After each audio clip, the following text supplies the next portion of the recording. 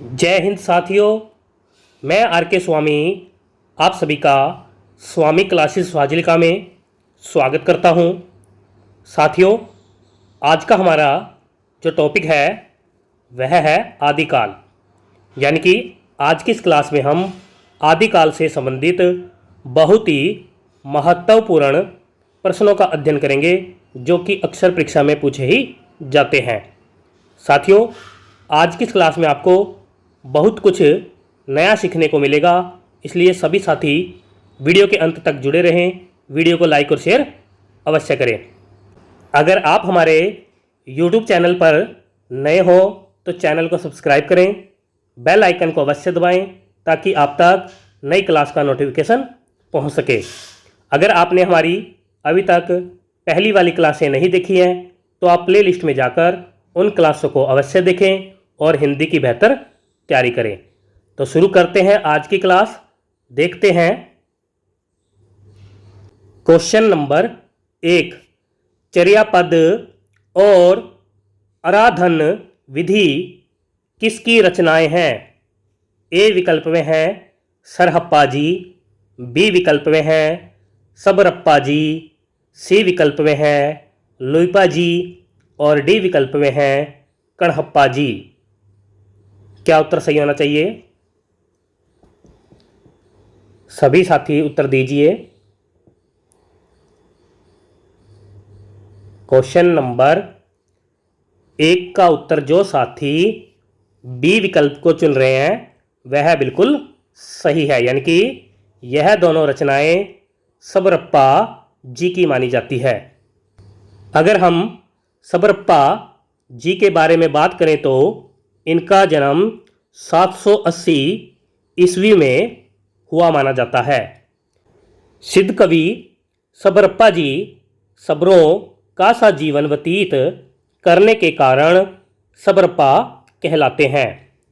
इन्होंने सरहप्पा जी से ज्ञान की दीक्षा ली थी। चर्यापद इनकी प्रसिद्ध रचना मानी जाती है। इस रचना को माया मोह का विरोध, गुरु सेवा का महत्व, सहज मार्ग पर बल और महासुख की प्राप्ति का पथ बताया गया है। इनकी अन्य प्रमुख रचनाएं हैं महामुद्रा, वज्रगीति, वज्रयोगिनी। सभी साथी याद कर लेंगे। आगे देखते हैं क्वेश्चन नंबर 2। 84 सिद्धों में लुइपा जी का स्थान प्रथम और सबसे ऊंचा किसने माना है? ए विकल्प में है डॉक्टर नगेंद्र जी, बी विकल्प में है डॉक्टर बच्चन सिंह जी, सी विकल्प में है हजारी प्रसाद द्विवेदी जी और डी विकल्प में है डॉक्टर राम कुमार वर्मा जी। क्या उत्तर सही होना चाहिए? सभी साथी उत्तर दीजिए। एक बार सभी साथी वीडियो को लाइक और शेयर कर दें ताकि चैनल के साथ नए साथी जुड़ सके और हिंदी की बेहतर तैयारी कर सके। कल की क्लास का जो हमारा टॉपिक रहेगा वह है भक्ति काल। यानी कि कल की क्लास में हम भक्ति काल का नामकरण, भक्ति काल की परिस्थितियाँ, भक्ति काल की प्रवृत्तियाँ और संत काव्य का अध्ययन करेंगे। यानी कि इन सभी से संबंधित आपको प्रश्न देखने को मिलेंगे। इसलिए सभी साथी कल भक्ति काल के संत काव्य को पढ़कर आएंगे। क्वेश्चन नंबर 2 का उत्तर जो साथी ए विकल्प को चुन रहे हैं वह बिल्कुल सही है, यानी कि डॉक्टर नगेंद्र जी ने लुइपा जी का स्थान प्रथम और सबसे ऊंचा माना है। लुइपा जी सबरप्पा जी के शिष्य और राजा धर्मपाल जी के समकालीन माने जाते हैं। इनके काव्य में रहस्य भावना की प्रधानता पाई जाती है। उड़ीसा के राजा और मंत्री लुइपा जी के शिष्य थे। इनकी एक रचना हमें मिलती है लुइपा गीतिका। सभी साथी याद कर लेंगे। आगे देखते हैं। क्वेश्चन नंबर 3, योग रत्नमाला और बसंत तिलक रचनाएं किसकी हैं? ए विकल्प में है विरूपा जी, बी विकल्प में है लुईपा जी, सी विकल्प में है कणहप्पा जी और डी विकल्प में है डोम्बिपा जी। क्या उत्तर सही होना चाहिए? बहुत ही अच्छा क्वेश्चन, सभी साथी उत्तर दीजिए। क्वेश्चन नंबर 3 का उत्तर जो साथी सी विकल्प को चुन रहे हैं वह बिल्कुल सही है, यानी कि यह दोनों रचनाएं कणहप्पा जी की मानी जाती है। कणहप्पा जी के बारे में अगर हम बात करें तो इनका जन्म 820 ईस्वी में हुआ माना जाता है। इनका जन्म जो है कर्नाटक के एक ब्राह्मण परिवार में हुआ था। ये एक दार्शनिक कवि माने जाते हैं। राहुल साकृत्यायन जी के अनुसार कणहप्पा जी पांडित्य और कविता में बेजोड़ थे। इनकी अन्य प्रमुख रचनाएं हैं कणहप्पा गीतिका, चरितचर्या, विनिश्चय और बज्जर गीति। सभी साथी याद कर लेंगे। आगे देखते हैं। क्वेश्चन नंबर 4, योगचर्या रचना किसकी है? ए विकल्प में है विरूपा जी, बी विकल्प में है डोम्बिपा जी, सी विकल्प में है कुकुरिप्पा जी और डी विकल्प में है कणहप्पा जी।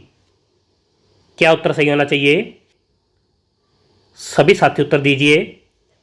योगचर्या रचना किसकी है? क्वेश्चन नंबर 4 का उत्तर जो साथी बी विकल्प को चुन रहे हैं वह बिल्कुल सही है, यानी कि यह रचना डोम्बिपा जी की मानी जाती है।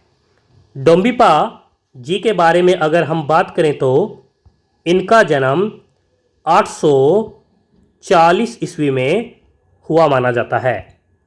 इनका जन्म कपिलवस्तु के एक ब्राह्मण परिवार में हुआ था। इनके गुरु का नाम विरूपा जी माना जाता है। इनकी अन्य प्रमुख रचनाएं हैं डोम्बी गीतिका और अक्षर दिव्योपदेश। सभी साथी याद कर लेंगे। आगे देखते हैं। क्वेश्चन नंबर 5, कौल ज्ञान निर्णय रचना किसकी है? ए विकल्प में है जालंधर नाथ जी, बी विकल्प में है गोरखनाथ जी, सी विकल्प में है मत्स्येंद्र नाथ जी और डी विकल्प में है गोपीनाथ जी।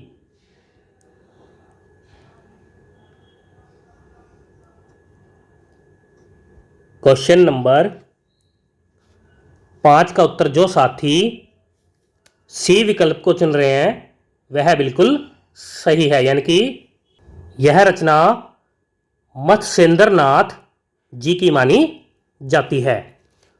मत्स्येंद्र नाथ जी के बारे में अगर हम बात करें तो ये असम के निवासी थे। इन्हें मीननाथ, मीनानाथ, मीनापाल आदि नामों से भी जाना जाता है। हजारी प्रसाद द्विवेदी जी ने इनके पदों का संकलन नाथ सिद्धों की वाणियाँ नामक शीर्षक से किया है। इनकी अन्य प्रमुख रचनाएं हैं अकुल, वीरतंत्र और ज्ञानकारिका। सभी साथी याद कर लेंगे। आगे देखते हैं। क्वेश्चन नंबर 6, आत्मबोध और सप्तवार रचनाएं किसकी है? ए विकल्प में है गोपीनाथ जी, बी विकल्प में है गोरखनाथ जी, सी विकल्प में है चौरंगीनाथ जी और डी विकल्प में है चरपटनाथ जी। क्या उत्तर सही होना चाहिए? सभी साथी उत्तर दीजिए।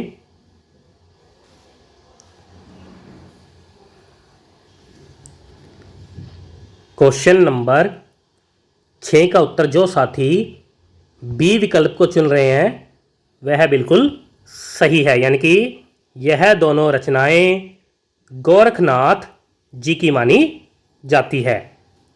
गोरखनाथ जी के बारे में अगर हम बात करें तो राहुल साकृत्यायन जी ने इनका जन्म 845 ईस्वी में हुआ माना है। इनका उपनाम जहीर पीर माना जाता है। इनके गुरु का नाम मच्छेंद्रनाथ जी माना जाता है। पीताम्बर दत्त बड़थबाल जी ने गोरखनाथ जी की रचनाओं का संकलन सन 1930 ईस्वी में गोरख वाणी नाम से किया था। इनकी अन्य प्रमुख रचनाएं हैं सब्दी, प्राण संकली, शिष्या दर्शन, 15 तिथि, रोमावली, ज्ञान तिलक, पंचमाता और ज्ञान चौबीसा। सभी साथी याद कर लेंगे। आगे देखते हैं। क्वेश्चन नंबर 7, ढोला मारूरा दुहा रचना किसकी है? ए विकल्प में हैं कलोल कवि जी, बी विकल्प में हैं कुशल लाभ जी, सी विकल्प में हैं उपर्युक्त दोनों, डी विकल्प में हैं धनपाल जी। क्या उत्तर सही होना चाहिए? बहुत ही अच्छा क्वेश्चन है और अक्सर परीक्षा में पूछा ही जाता है। क्वेश्चन नंबर 7 का उत्तर जो साथी सी विकल्प को चुन रहे हैं वह बिल्कुल सही है, यानी कि उपर्युक्त दोनों कवियों की यह रचना मानी जाती है। आचार्य रामचंद्र शुक्ल जी के अनुसार सर्वप्रथम यह रचना सन 1473 ईस्वी में कलोल कवि जी के द्वारा रची गई थी और फिर बाद में जैन कवि कुशललाभ जी द्वारा 1561 ईस्वी में कुछ पद रचकर इस रचना में जोड़ दिए गए थे। यह राजस्थानी भाषा व डिंगल शैली में रचित एक प्रेम गाथात्मक काव्य है। इस रचना में राजकुमार ढोला और राजकुमारी मारवणी की प्रेम कथा का वर्णन हुआ है। सभी साथी याद कर लेंगे। आगे देखते हैं। क्वेश्चन नंबर 8, दुर्गा भक्ति तरंगिणी रचना किसकी है? ए विकल्प में है अमीर खुसरो जी, बी विकल्प में है विद्यापति जी, सी विकल्प में है धनपाल जी और डी विकल्प में है रोड़ा कवि जी।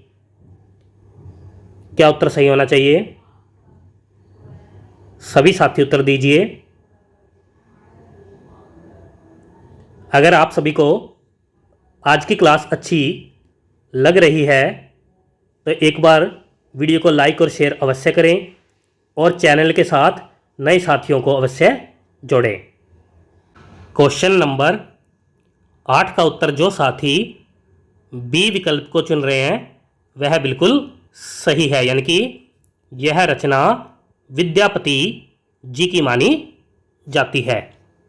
विद्यापति जी के बारे में अगर हम बात करें तो इनका जन्म 1350 ईस्वी में हुआ माना जाता है और इनकी मृत्यु जो है 1460 ईस्वी में हुई मानी जाती है।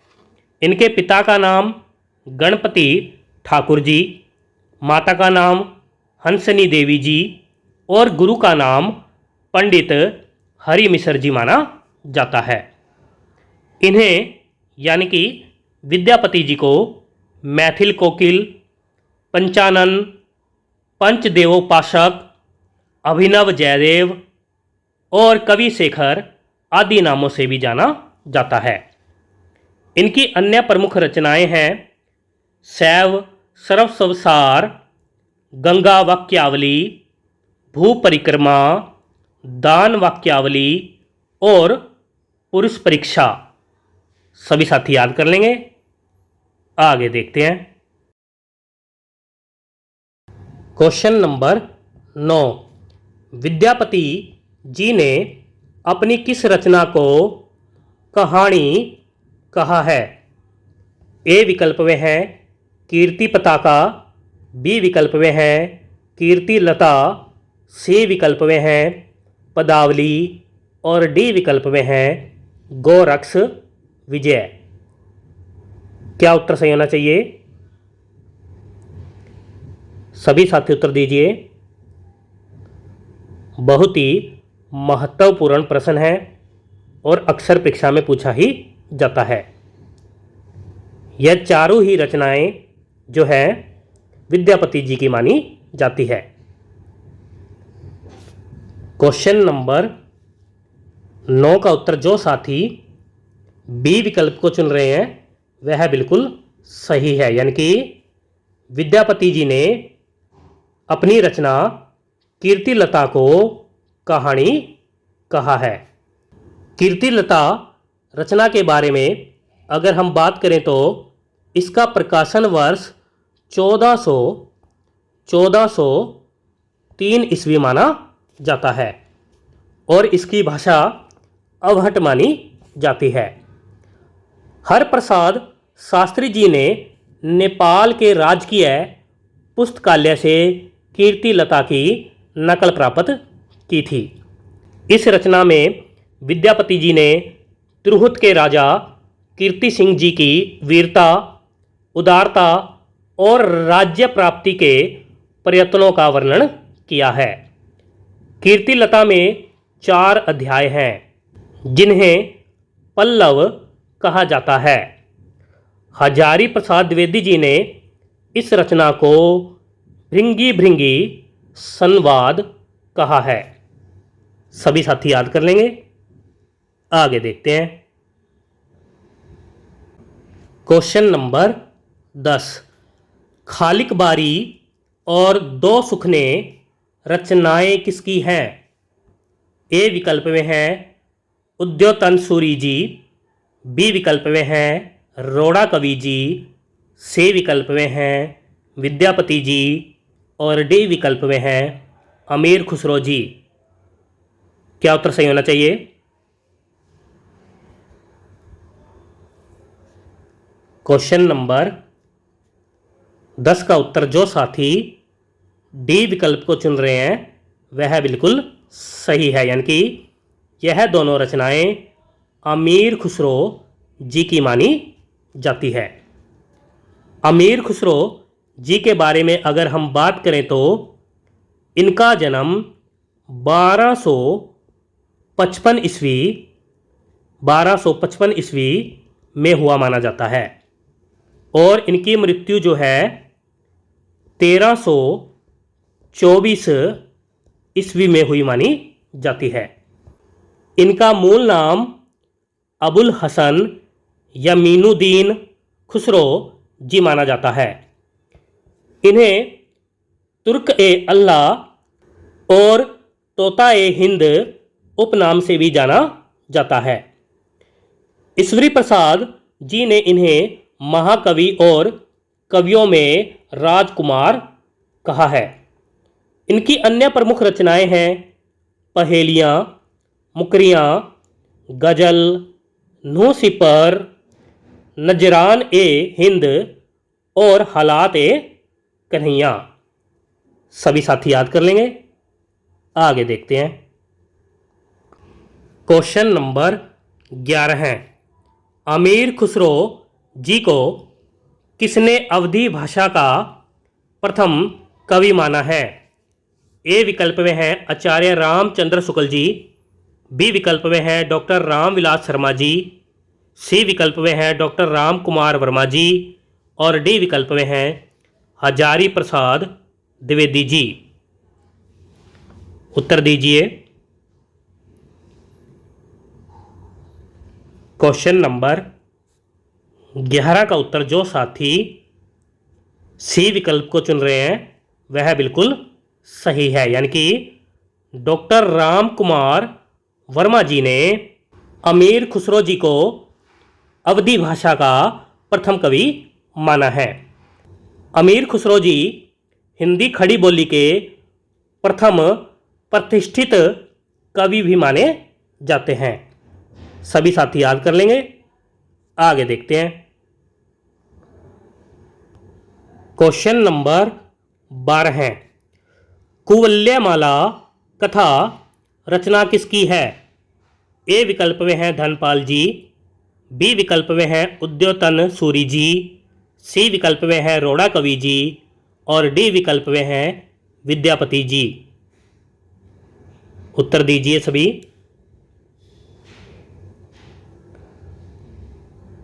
क्वेश्चन नंबर 12 का उत्तर जो साथी बी विकल्प को चुन रहे हैं वह बिल्कुल सही है, यानी कि यह रचना उद्यतन सूरी जी की मानी जाती है। हजारी प्रसाद द्विवेदी जी के अनुसार इस रचना में ऐसे प्रसंग हैं जिनमें बोलचाल की तत्कालीन भाषा के नमूने मिलते हैं। सभी साथी याद कर लेंगे। आगे देखते हैं।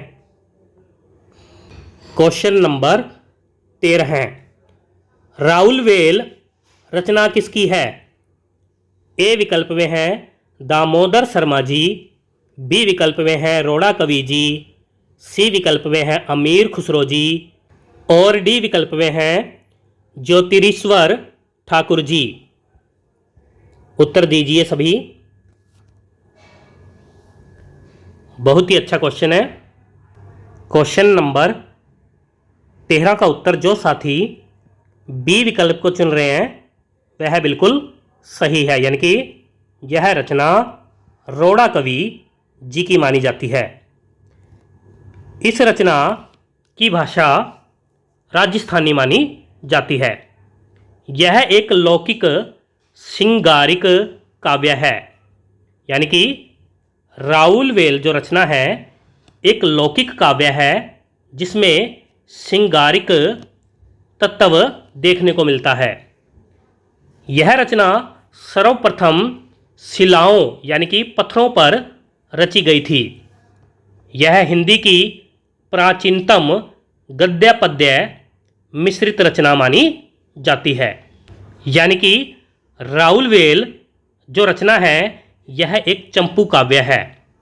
इसमें किसी राजा के अंतःपुर में रहने वाली विभिन्न प्रदेशों की रानियों का वर्णन मिलता है। सभी साथी याद कर लेंगे। आगे देखते हैं। क्वेश्चन नंबर 14 है, उक्ति व्यक्ति प्रकरण रचना किसकी है? ए विकल्प में है ज्योतिरीश्वर ठाकुर जी, बी विकल्प में है पलहण जी, सी विकल्प में है दामोदर शर्मा जी और डी विकल्प में है रोड़ा कवि जी। उत्तर दीजिए।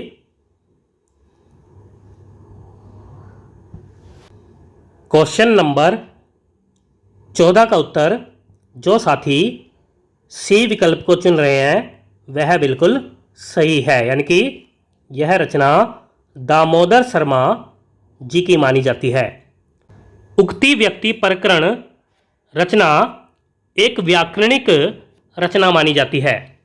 इस रचना में बनारस और उसके आसपास के प्रदेशों की संस्कृति और भाषा पर प्रकाश डाला गया है।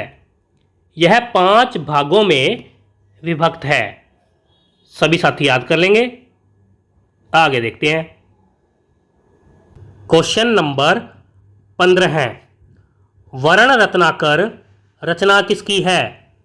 ए विकल्प में है दामोदर शर्मा जी, बी विकल्प में है ज्योतिरीश्वर ठाकुर जी, सी विकल्प में है विजय सेन सूरी जी और डी विकल्प में है सुमति गण जी।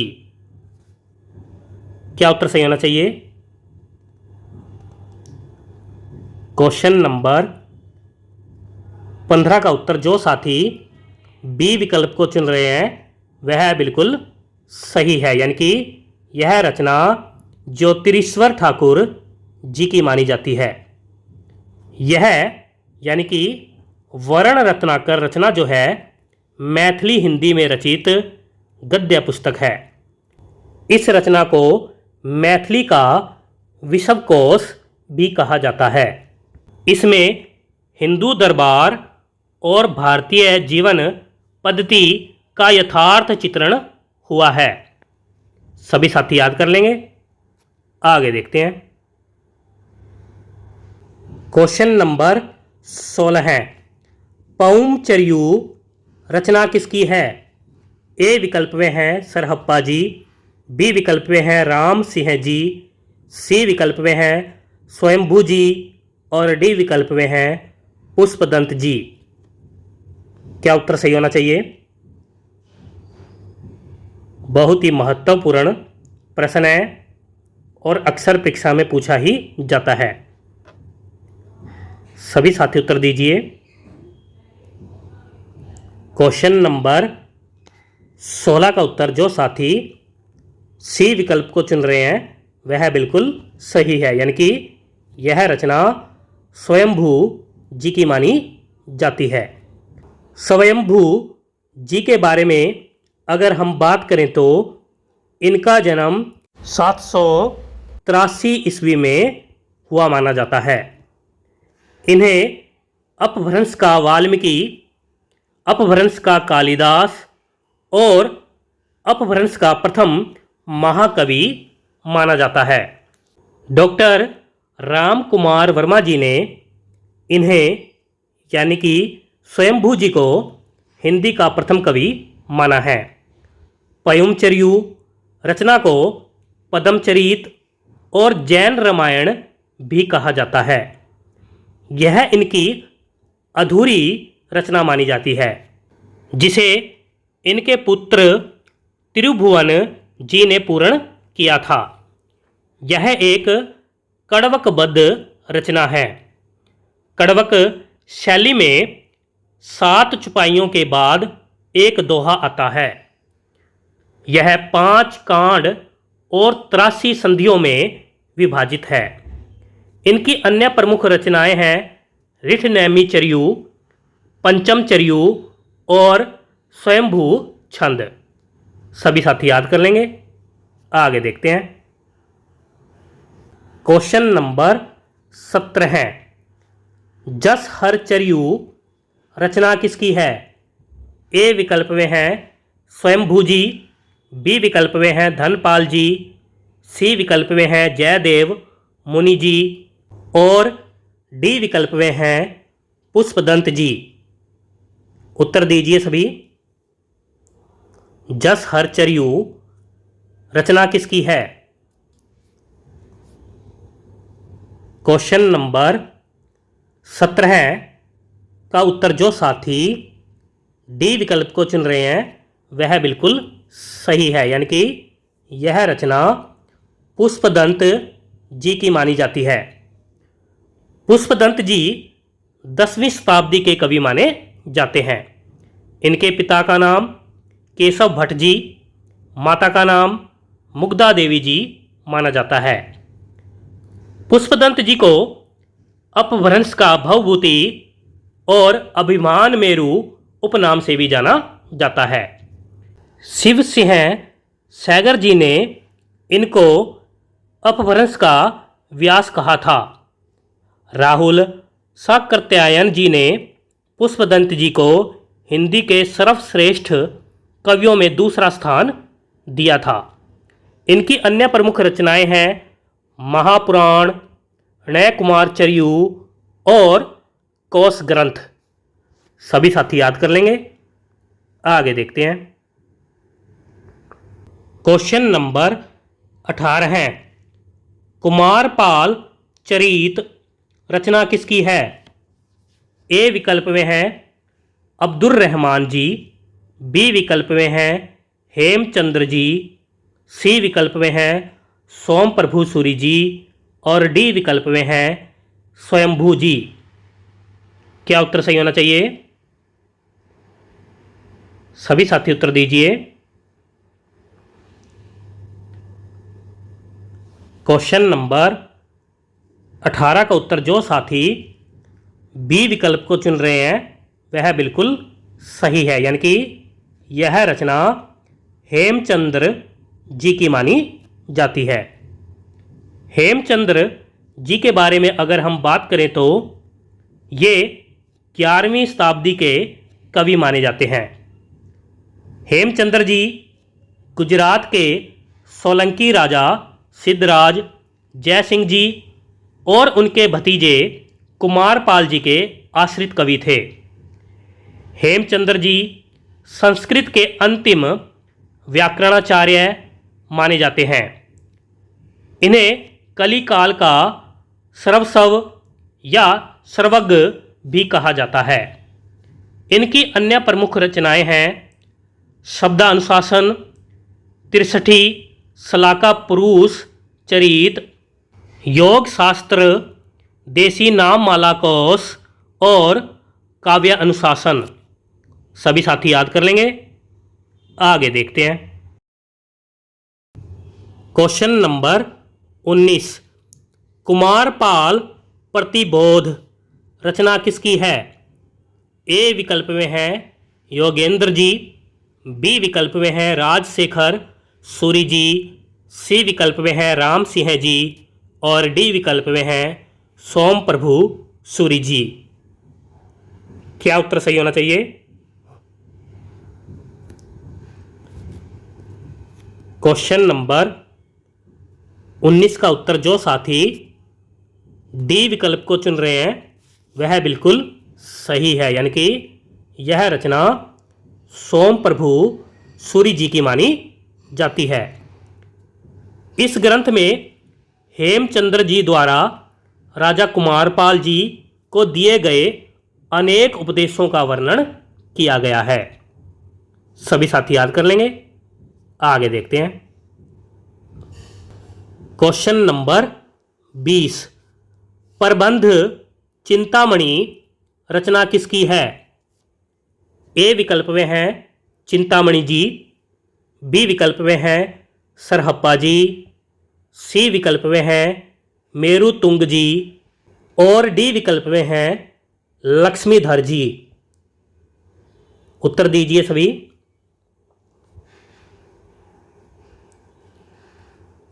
क्वेश्चन नंबर 20 का उत्तर जो साथी सी विकल्प को चुन रहे हैं वह बिल्कुल सही है, यानी कि यह रचना मेरुतुंग जी की मानी जाती है। इस रचना का प्रकाशन वर्ष 1304 ईस्वी माना जाता है और इसकी भाषा पूर्ववर्ती अपभ्रंश मानी जाती है। इसमें अनेक राजाओं की कथाएं संग्रहित है। इसमें सिद्धराज जयसिंह जी, कुमारपाल जी और हेमचंद्र जी का चित्रांकन किया गया है। सभी साथी याद कर लेंगे। प्यारे साथियों, ये थे आज के बेहतरीन टॉप 20 क्वेश्चन और उनसे संबंधित तथ्य। आशा करता हूँ आज की इस क्लास में आपको बहुत कुछ नया सीखने को मिला होगा। इसी प्रकार से निरंतर अध्ययन करने के लिए चैनल को सब्सक्राइब करें, बेल आइकन को अवश्य दबाएं ताकि आप तक नई क्लास का नोटिफिकेशन पहुंच सके। अगर आपने हमारी पहली वाली क्लासें नहीं देखी हैं तो आप प्ले लिस्ट में जाकर उन क्लासों को अवश्य देखें और हिंदी की बेहतर तैयारी करें। कल का हमारा टॉपिक रहेगा भक्तिकाल और भक्तिकाल में भी हम संत काव्य का अध्ययन करेंगे। तो मिलते हैं कल रात 8 बजे अगली क्लास में।